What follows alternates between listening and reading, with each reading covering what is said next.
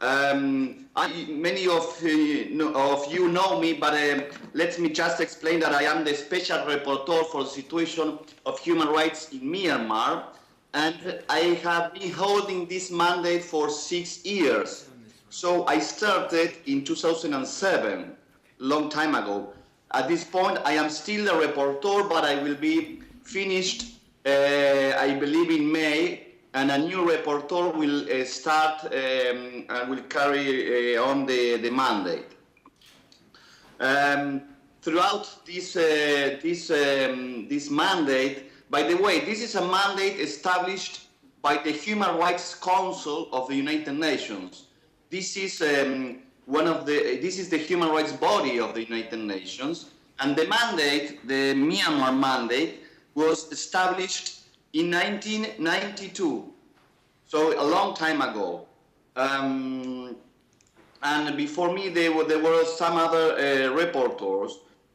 And during my term as a mandate holder, one of my priorities was to try to engage with the authorities. So then I had the possibility to visit the country, to travel to the ground, to collect first-hand information, to listen to the victims living in the country, but also to try to build a dialogue with the authorities, with those who are ruling the country. So, these 6 years with mandates were very interesting because I had the possibility to experience this movement from a military regime who has been ruling the country for 40 years, more than 40 years, and then with this new quasi-civilian government, with after the general elections, and now trying to see how the situation goes. So what I'm trying to say is that I visited Myanmar 9 times, and I traveled all over the country, and I visited many different states, including Kachin, Karen State. Last year I visited Chin State, and of course I visited Rakhine. I visited Rakhine State 5 times.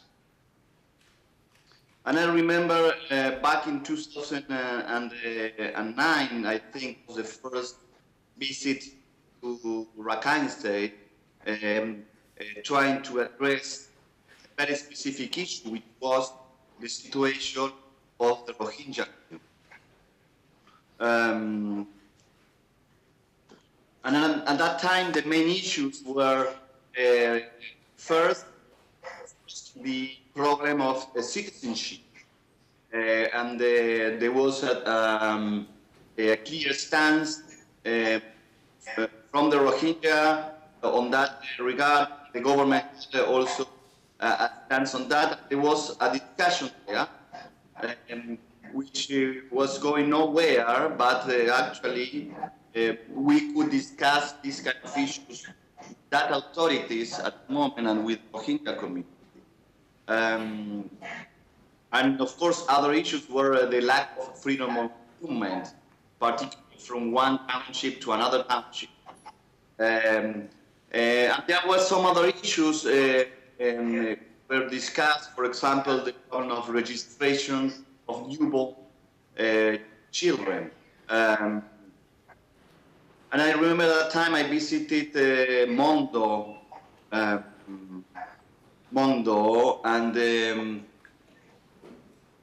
the UNHCR was working there. There were some other humanitarian agencies working there, but that was the first time that I had the feeling how about the situation of the Rohingya in Rakhine.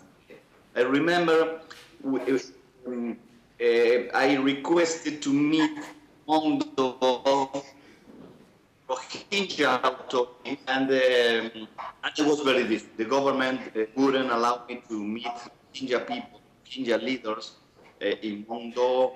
At that time, the security force in charge was SACA, immigration force, security force, and Nasaka was controlling the whole territory, and they also want to control my mission to Mongol. But finally, I had the chance to meet a number of Rohingya leaders, and when I asked them, "You consider yourself a Rohingya?" they couldn't stop because they were already afraid back in 2009 about calling themselves as Rohingya ethnic community and belonging to Rohingya community. So that was the first mission to the country. From that time, I started to include in my reports my concerns about this population, which were already having, of course, problems with Bangladesh, the border area, and at that time, the situation in Rakhine State, the northern Rakhine State, with the Rohingya community, started to have impact in the region, regional impact in Bangladesh, Thailand, etc. So I tried to discuss these issues with the government, and it was very difficult at that time. From that time, I started to focus on the Rohingya community, and I visited, as I say, the area 5 times. The situation from 2009, where I can speak about, because I visited the first time the area at that time, the situation has gradually worsened. Not only gradually, systematically, and of course traumatically, when the violence erupted in 2012. So it seems that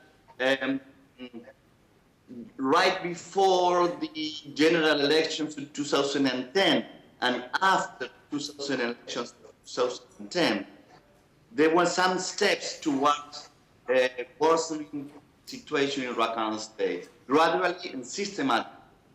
And this is very, very clear for me, because after the violence erupted in 2010, the situation, the issues that we were now discussing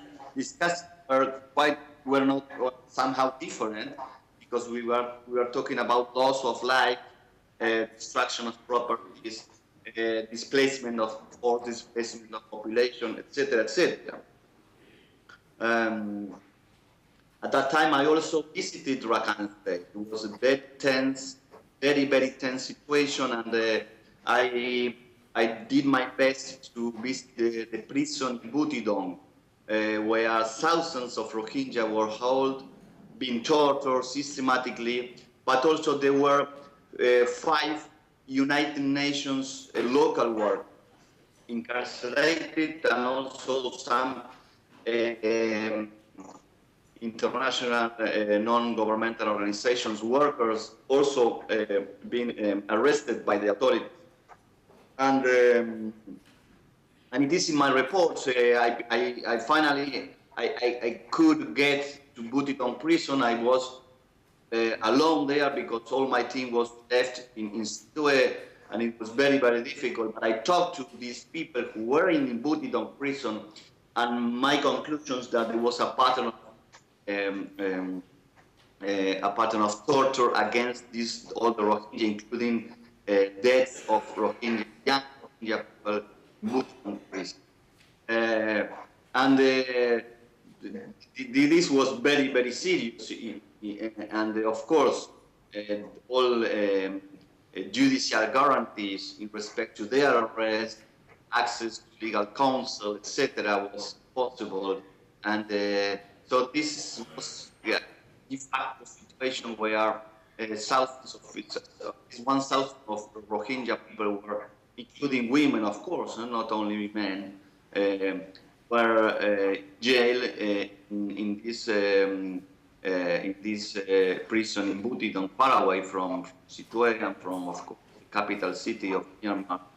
And And this was a clear evidence that the situation now in Rakhine State against Rohingya was not going to improve in any way. And I remember also discussing with the authorities the situation of the IDP, the Rohingya who had to flee their places because their places were being destroyed. And discussions at the beginning were, are these communities going to go back to return to their property, their land? And the government was silent about this, just letting people discuss that. But gradually, say, we started to realize that the policy in this respect was that it was not returning people back to their land at all. Of course, on grounds of security reasons. But I mean, those security reasons were not enough to explain why this Rohingya community was not being able to return to their properties. Of course, the international community, I also call for independent, impartial investigations, which, of course, happen in the country because Myanmar is still under a pattern of impunity in respect to crimes committed by authority. This was history of the country during the military government, and this didn't change at all in these 3.5 years of transition. I mean, we need to be very clear on this because the government is quite fast in responding to international community. When the international community asks for investigation, the government reacts quite fast. And immediately they create commissions of investigation. They ask the National Human Rights Commission also to carry on investigations. Well, I have been very clear with the government and with the Human Rights Council in Geneva last March that we could not see any independent and impartial investigation in the country, and this is part of an entrenched pattern of impunity in Myanmar, and something has to be done on the United Nations side. And so I will talk about that to you after some other things that I wanted to say. Now, another step towards worsening the situation systematically and gradually is this element that I wanted to share with you. I visited Myanmar last time in February, and I asked for a meeting with the Minister of Health. Now, the current Minister of Health seems to be a very powerful minister with good connections with the higher authority in the country. So the meeting was quite short, and the meeting, I met him in the past, and sometimes we discuss more general issues, but this time we discussed the situation of Rakhine State. And I was, at that time, a little bit surprised when he started to explain in me that the Minister of Health was ready to take over the health care in Rakhine State in respect to the Rohingya community. So these were statements made by the Ministry of Health before MSF spelled, before the violence and the attacks against humanitarian workers in Situa started. So it was for me a clear indication at the moment. I remember realizing that there was a plan at the government and at the central government level to suddenly put their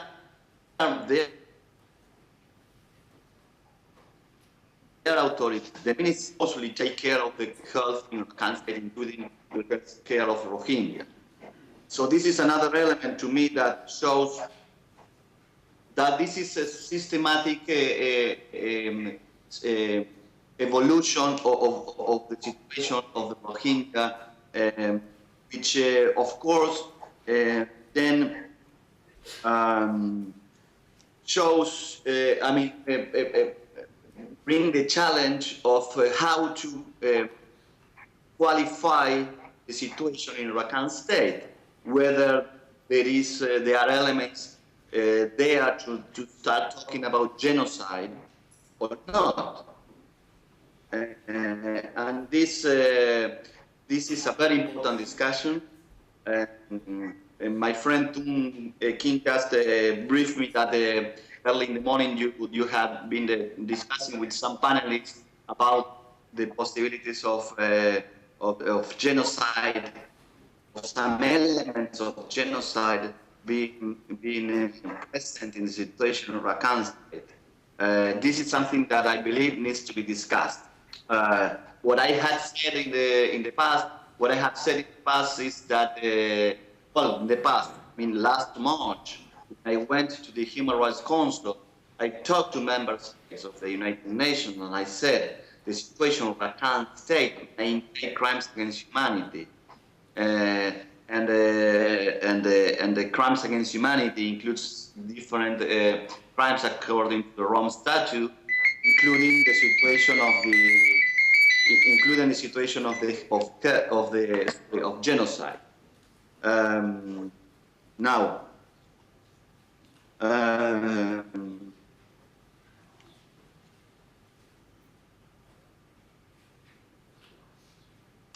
it is clear that when I said that the situation has worsened systematically, this means that there are a number of authorities involved in this. Sometimes we have heard that at least from the central government, that this is a problem of what comes only from Rakhine State, and the state authorities who are really not able to face the situation.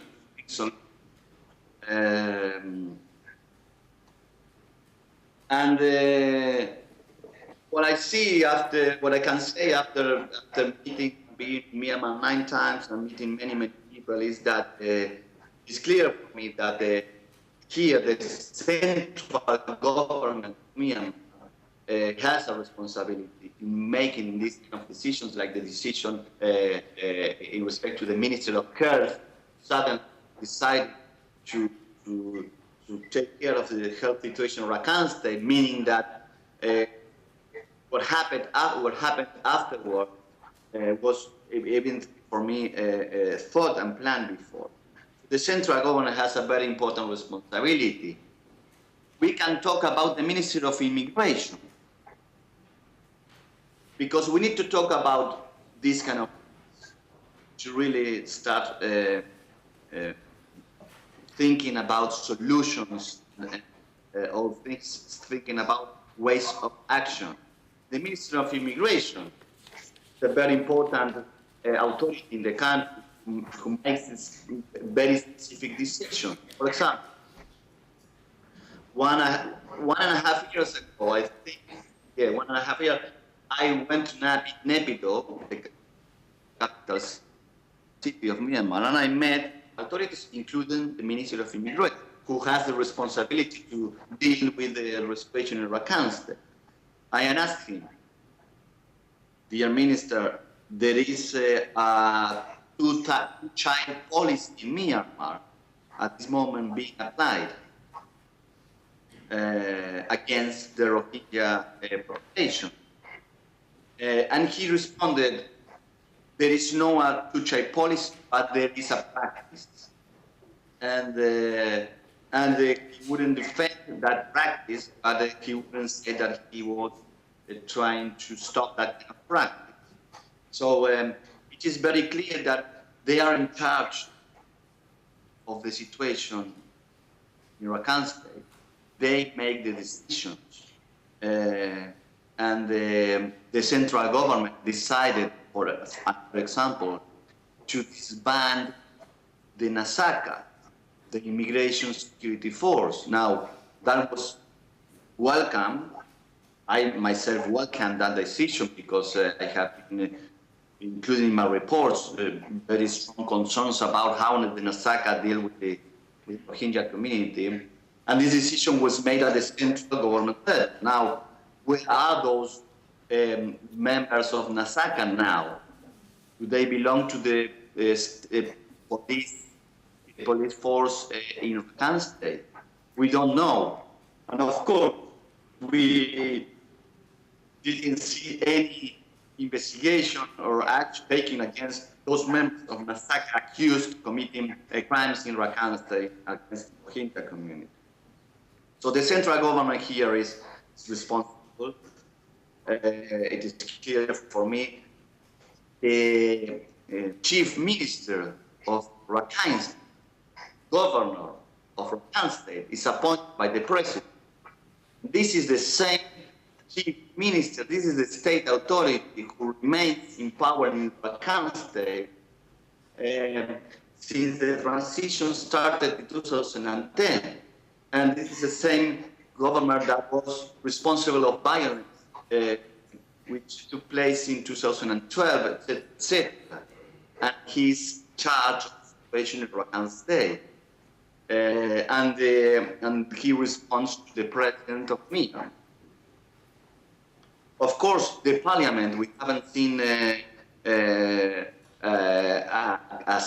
different stance with respect to Rohingya coming from the parliament of Myanmar, which of course, with many members of the international community, including myself, commend the efforts of the new parliament towards new legislation and a very more active participation. Now, in some areas, they are still in debt, and in respect to the kind situation, Parliament has not played a role. The judiciary is not independent in the country. We couldn't see any help from the judiciary in this respect. And then the National Human Rights Commission, which now is a new player in the country. When I discuss issues with the different ministers, they say, well, the National Human Rights Commission has dealt with the issue and there is no any problem. No. So this is also serious. The international community has been supporting the National Human Rights Commission of Myanmar, which is important. They need support. They need the capacity. They need training. They need resources. But it's not independent. There is no political decision in Myanmar so far to convert this Human Rights Commission in an independent body. So we cannot rely on their investigations, and they have been very clear on this. Now,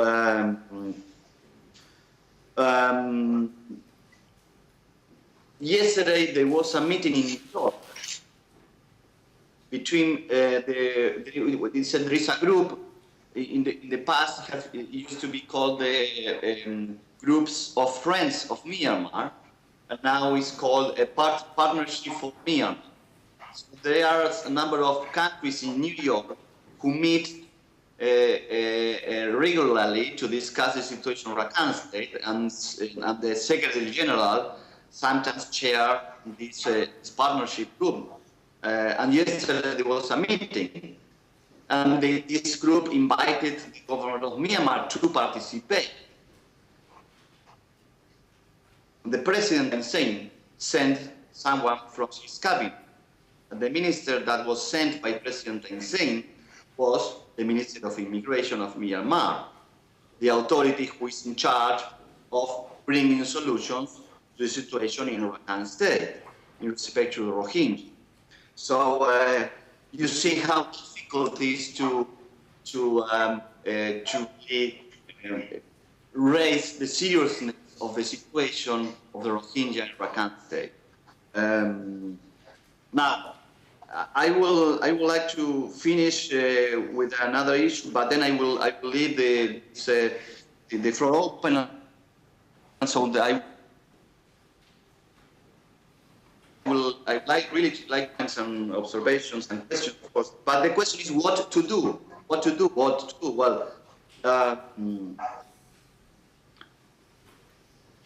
at the local level, I mean, at the domestic level in Myanmar, as I said, we don't see that the authorities, the executive power, the parliament, the judiciary, some other bodies, but also we don't see from the civil society, from the whole civil society in Myanmar, willingness to bring really a situation which gives the Rohingya community rights that they deserve.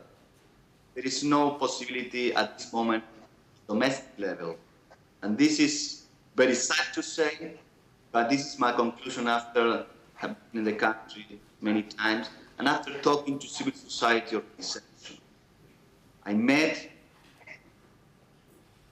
members of the 88 generation group, and their stance in respect to Rohingya quite strong against any rights of the Rohingya. And this was quite shocking for me.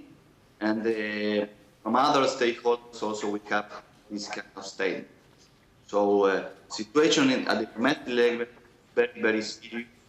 And with the current government, it seems that we will not see any improvement of the situation of the Rohingya in the country. Now, at the regional level, I many times tried to reach ASEAN countries, members of the ASEAN, the regional political party, and was been very difficult to include in their discussions the situation of the Rohingya community.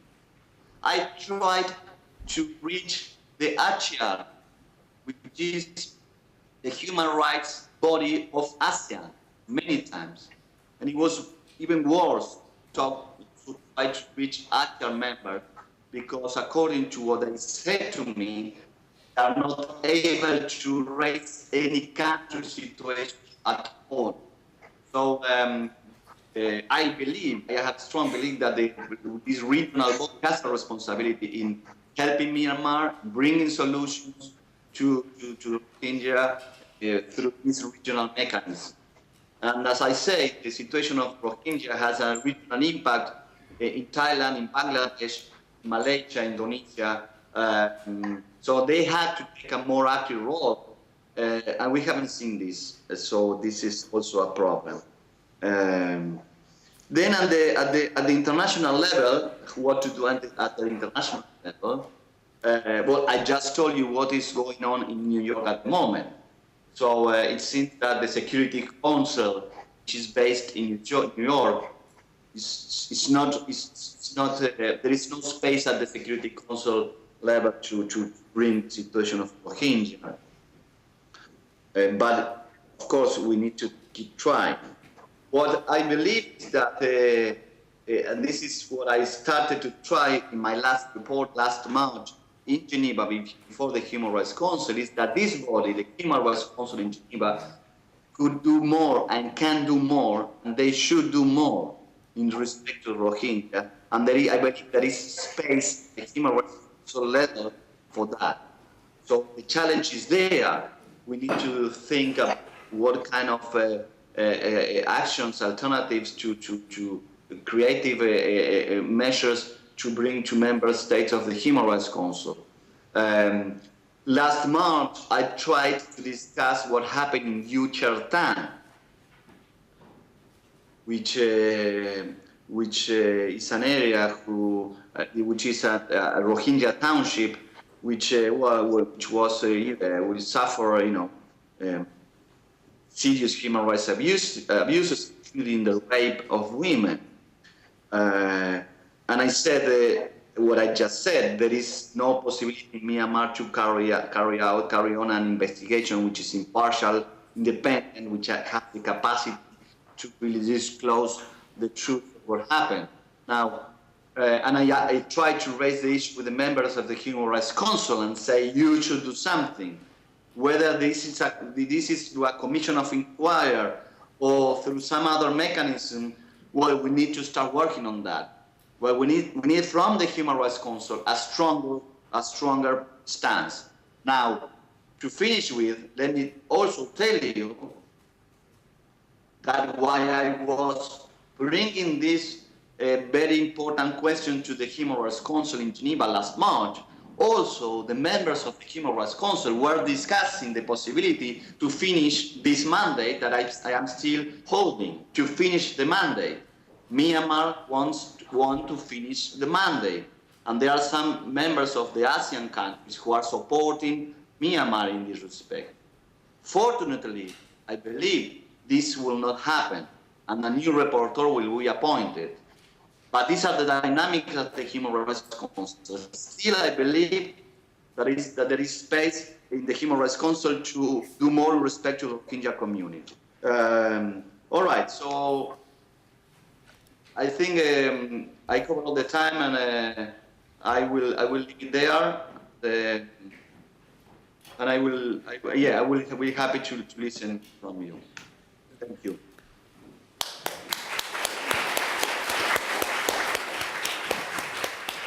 Yeah.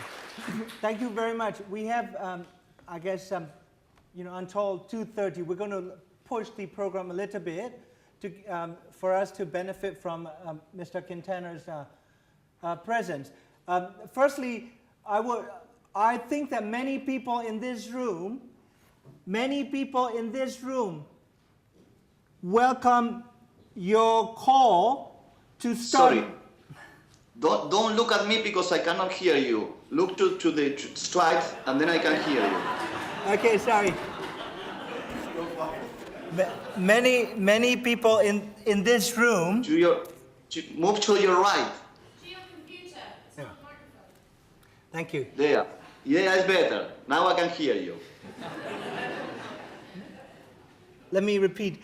Many people in this room, I am sure, welcome your endorsement of the conference like this that is designed to start a new discussion using the Genocide Convention and its framework. But you mentioned that you have been insistent on calling independent, impartial, international investigation of the Rohingya situation. You also mentioned that the Burmese government is not to be trusted with its own investigation. But the call has been made since 1978. I have in my hand a compilation of documents from 1978 that included different calls for investigation into the first wave of systematic violence against Rohingya. It is taking over 30 years. And what do you think is going to break this paralysis internationally? You want me to respond now? Yes, please. Or Okay. maybe you take a few more questions and then we'll wrap it up. Yeah? Can you take a few more questions from the audience? Yes. Okay. Whoever, yes. Come and speak here.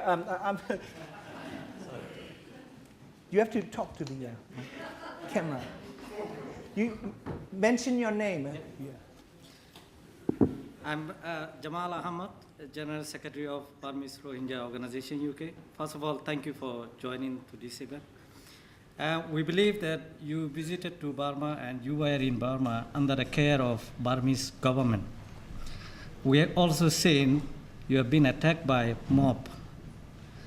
And what does it mean to you? Do you think that Burmese government is trying to disturb your investigation and frequent visit, which will stop you to produce accurate report? Thank you. More questions? Please come up and speak to the camera. And then he's going to collect a few more questions and then he'll address, and then we'll close the session. Yes, please.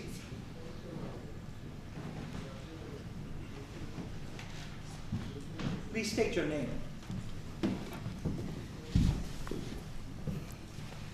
Good afternoon.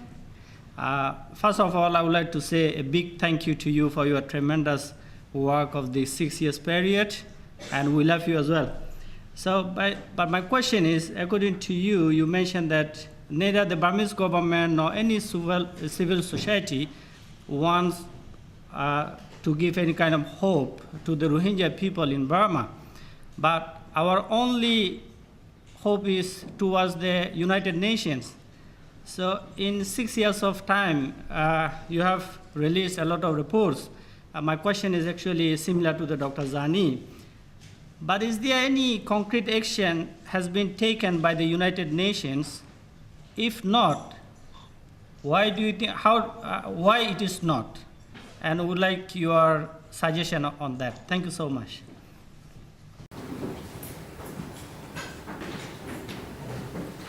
Okay, I think this will be the last question, and then we have another session. Hi, my question comes sort of in contrast to Dr. Zarni's, and that is, do you feel that there's any negative implications to using a genocide framework, any backlash implications to the Rohingya question? Sure, sorry, to the mic I asked if there's any concern of backlash when using a genocide context for addressing the Rohingya question. Can you state your name, please? Sorry, Jeffrey Stein. Mr. Quintana, that's all questions we have. Okay. Yeah. Okay.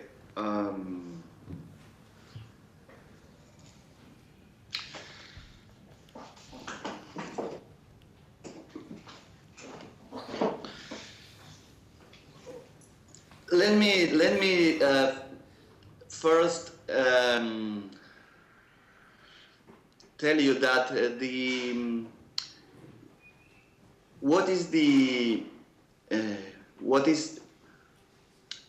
being discussed at the international level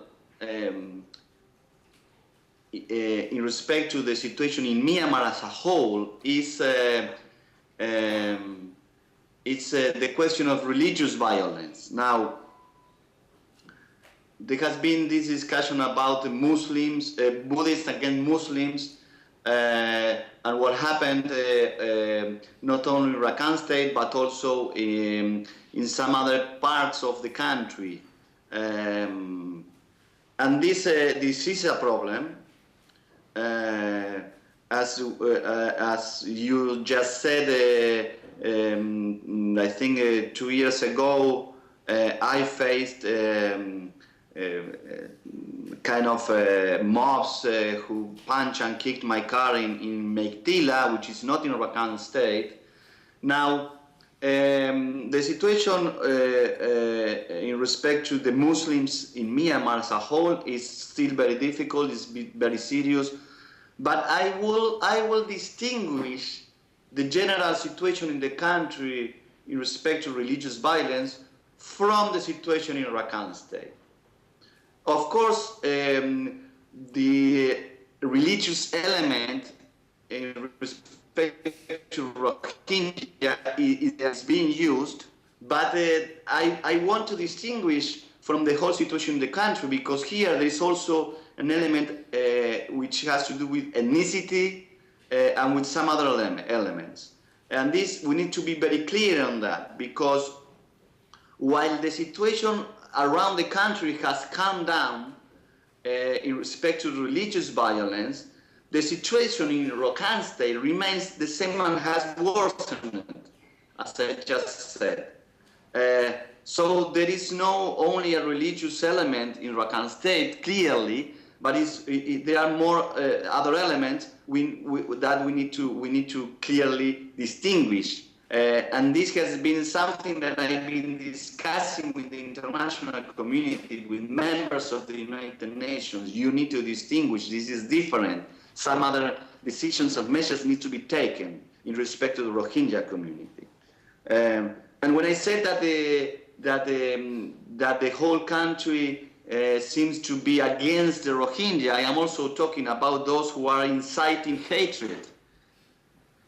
Like this monk Widatu, who recently has been in Rakhine State, inciting violence directly in Rakhine State, against the Rohingya community. And the government has not done enough to stop this hatred, this incitement. And the president of Myanmar has been ambivalent in his stance in this respect. He came out with some statements calling for a peaceful, mutual coexistence and understanding. But at the same time, we see that this, for example, this monk with a tattoo is to ride all along the Rakhine state, holding these conferences with the hundreds of people. And I am a human rights reporter, but I believe that in some cases, particularly in respect to hate speech, this should be stopped. And we haven't seen any measure from the government in this respect. Now, of course, this doesn't mean that the Buddhist community in Myanmar is violent. And I never said that. And I don't say that basically because I met some other monks who accept Rohingya people, who accept Muslims, who even gave shelter to Muslims who were fleeing violence. So I wouldn't say that Buddhist communities are violent. This is something else going on. In addition to this hate speech, we also see in some cases that these mobs are organized, basically. And when I visited, for example, Lazio, who suffered religious violence against a Muslim community, the authorities from Lazio, who are non-Muslims, who are Buddhists, told me that they just saw people coming from out of the township inciting violence. So there is clear evidence that these mobs are being organized. Who are organizing these mobs? We don't know. I don't have evidence. We can look into the past, maybe, and we can see that in the past the USDA, which is now the USDP, the ruling party in the country, but at that time it was the USDA. Had organized militias. It is not strange that now we see some of these mobs being organized. Now,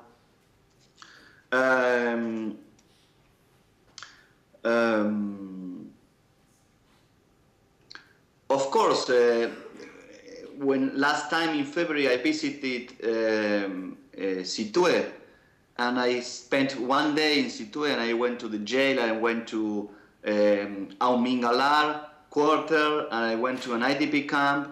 But during the whole day I was followed by mobs and trying to stop me in any place that I wanted to go.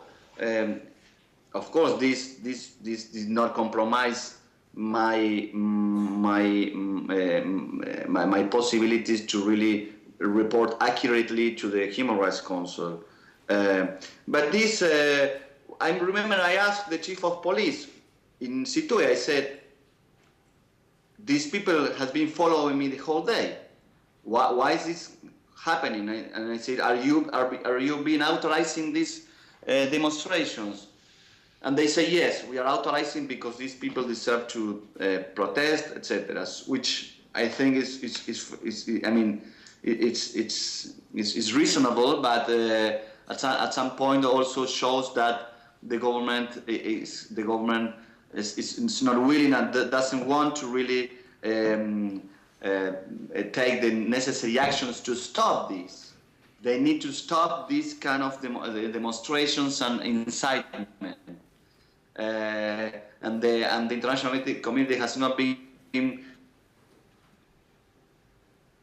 clear enough on about what happened in the country. Not only Rakhine State has been the call for independent, impartial investigations has been, there for years, coming from the international community, from the NGO community, and in some times has been very difficult for the international community really to push for these kind of investigations. We need to keep trying. At some point we might find space to really collect a number of votes at the Human Rights Council to create a very an independent mechanism to investigate this kind of incidents. This is a challenge. I'm not saying we can do it right away. There is a challenge, but this needs to be discussed at the Human Rights Council. That we need to put more pressure on the Human Rights Council in this respect. And we can see examples, of course, they are different, you know, but if we see to the North Korean situation, there has been a reporter for North Korea also for years, and but the last special reporter proposed to create a commission of inquiry, and this took time, but finally the Human Rights Council created the commission of inquiry, and this was a very important development in the situation in North Korea. So there might be some space at the Human Rights Council for that. Now,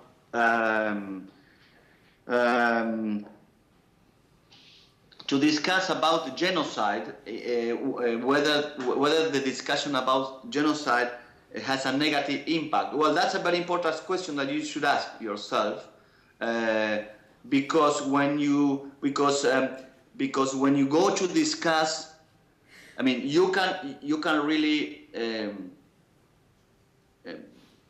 prepare reports and very substantive reports about the situation in Rakhine State with the Rohingyas, and you can reach a conclusion that there are some elements of genocide, and that's important. Now then, when you try to raise these issues with those who can make decisions, who are first the government in the country, but then the international community, you will need to really balance to what extent the international community will react negatively.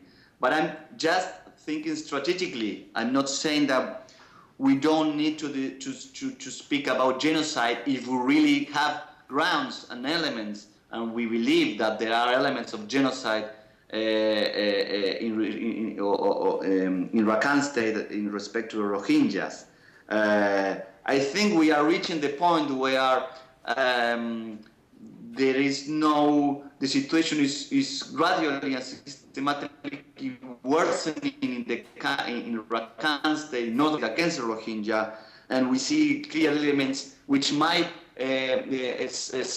for this assumption that genocide or some principle of genocide or some elements of genocide are present in Rakhine State.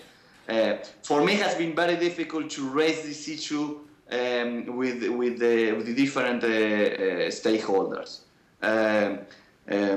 So I think this is the time, though, to keep talking about that.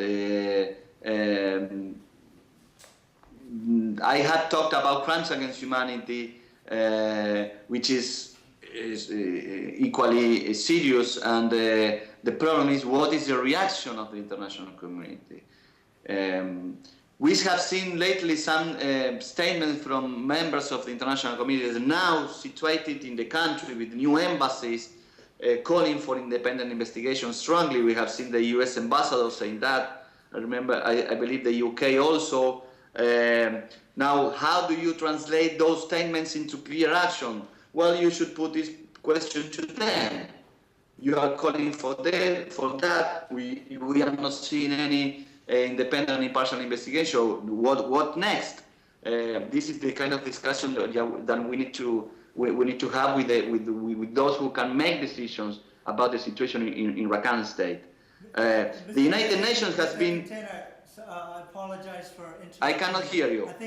I apologize for interrupting you, but this is all the time Okay. we have, and thank you so much. And let's give him a round of applause, please.